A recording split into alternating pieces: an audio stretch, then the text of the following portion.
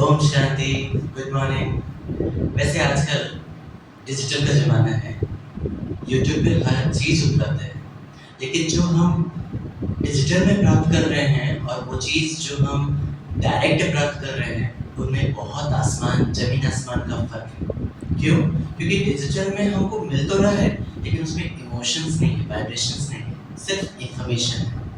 लेकिन जब हम प्रैक्टिकल में रियलिटी में लेते हैं तो उसमें हमको बहुत सारी चीज़ें इमोशंस और वाइब्रेशंस के साथ मिलता है।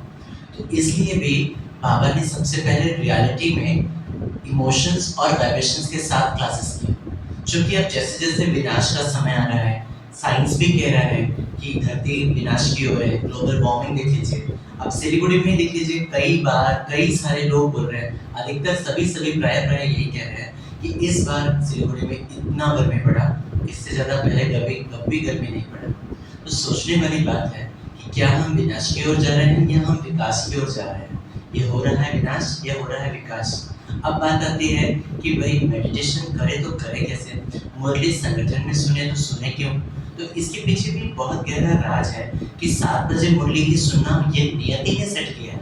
हम ये प्रश्न क्यों नहीं करते कि सूर्योदय सुबह 7 बजे क्यों होता है। हम ये प्रश्न क्यों नहीं करते कि 7 स्वर ही 7 रंग क्यों होते हैं। क्योंकि आत्मा में 7 रंग होते हैं, 7 गुण होते हैं और 7 आत्मा के 7 स्वरूप होते हैं। तो इसलिए भी बाबा कहते हैं कि बच्चे सुबह सूर्यवंशी आत्माएं सुबह मुरली सुनती है। अब यहाँ पर बात आती है कि भाई हम मुरली तो सुन लिए ठीक है, लेकिन हमें योग करने का टाइम नहीं मिलता। योग करने के लिए बाबा ने 2 टाइम अलॉट किया है, एक अमृत वेला और दूसरा नुमाशाम। तो जब कभी हमें समय मिलता है, सेवा केंद्र पर आकर बाबा को बहुत अच्छे से प्यार से योग करना चाहिए। क्यों? क्योंकि देखो, ये सेवा केंद्र सर्व आत्माओं का घर है। करीब सभी हर प्रकार की आत्मा आ पाती है। तो यहाँ बाबा कहते हैं कि बच्चे जब और तो और यहाँ पर बाबा को हर दिन तीनों टाइम बाबा को भोग लगता है। तो सोचिए, हम जहाँ पर रहते हैं वहाँ पर तो सारे नियम और निष्ठा के साथ हो भी सकता है, नहीं भी हो सकता है, कभी ऊपर नीचे होता होगा, लेकिन सेवा केंद्र में तो कभी ऊपर नीचे नहीं होता है। इसलिए बाबा का घर माना सेवा केंद्र। सेवा केंद्र में आकर योग करने से अगर हम 5 मिनट भी योग करते हैं तो वो 50 मिनट के बराबर होता है, 10 टाइम्स मल्टीप्लाई हो जाता है।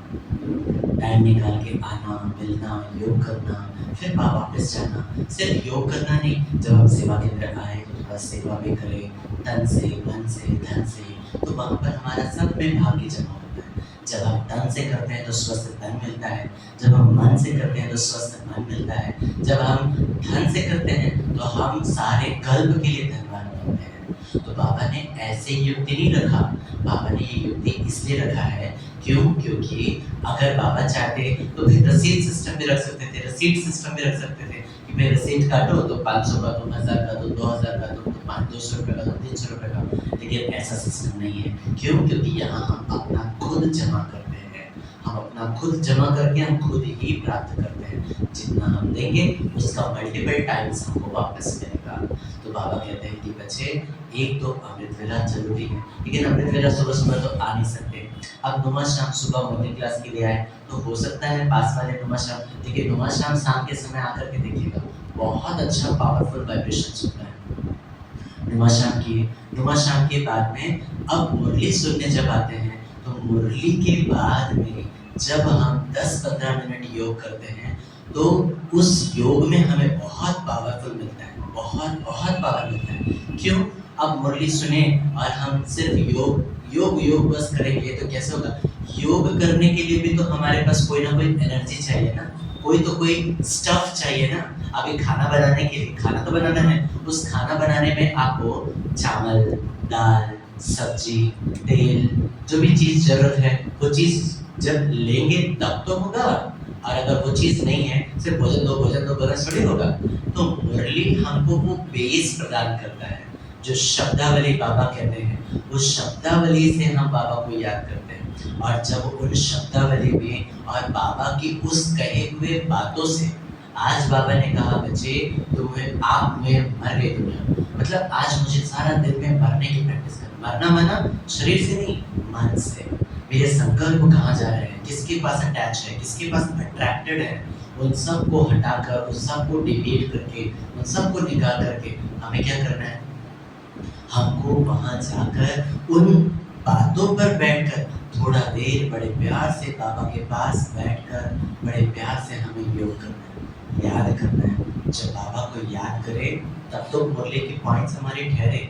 एक छोटा सा एग्जाम्पल बताता हूँ। जैसे अगर आपका बर्तन भोजन बनाए हैं और वो बर्तन जो है भोजन बनाने के बाद अगर मान के चलो थोड़ा जल गया या थोड़ा गंदा हो गया, थोड़ा सा उसमें कुछ दाने लगे हैं, आप उसको वैसे ही उपयोग कर पाएंगे? नहीं कर पाएंगे। तो क्या करेंगे हम?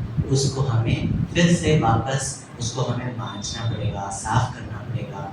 और कभी कभी क्या होता है, कई बार आपको तो अनुभव होगा कि कई बार बर्तन जल जाता है, उसको क्या करते हैं हम? बहुत जोर से मांजते हैं। साधारण थोड़ा सा गंदा होना और ज़्यादा गंदे होने में उतना भी तो मेहनत लगता है ना। अगर थोड़ा सा गंदा हुआ तो बस ऐसे हल्के हाथों से धोके आप रेडी लग सकते हैं। और अगर ज़्यादा जल गया है तो क्या करेंगे उस समय? आप उसे दम लगा के ज़्यादा मांजेंगे, स्क्रबर ज़्यादा यूज़ करेंगे, ज़्यादा हम सोप यूज़ करेंगे। तो बाबा भी कहते हैं बच्चे, तुम्हारी बुद्धि पात्र है, इस पात्र को मांजने के लिए, धोने के लिए हमें ज़्यादा सोप चाहिए। सोप कहाँ से मिलता है? मुरली से मिलता है। तो ये मुरली ही क्या है कि हमें पॉइंट्स देता है कि मुझ आत्मा को क्या वर्क करना है, किस पॉइंट पर वर्क करना है। ये हमें साफ बताता है कि मुझे किस बात पर वर्कआउट करना है। सोचिए, मुरली जो आई है आज यहाँ जो सिलीगुड़ी में चला, बिलासपुर में भी वही चलेगा, दिल्ली में भी वही चलेगा, कन्याकुमारी में भी वही चलेगा, यूएस में भी वही चलेगा, रशिया में भी वही चलेगा।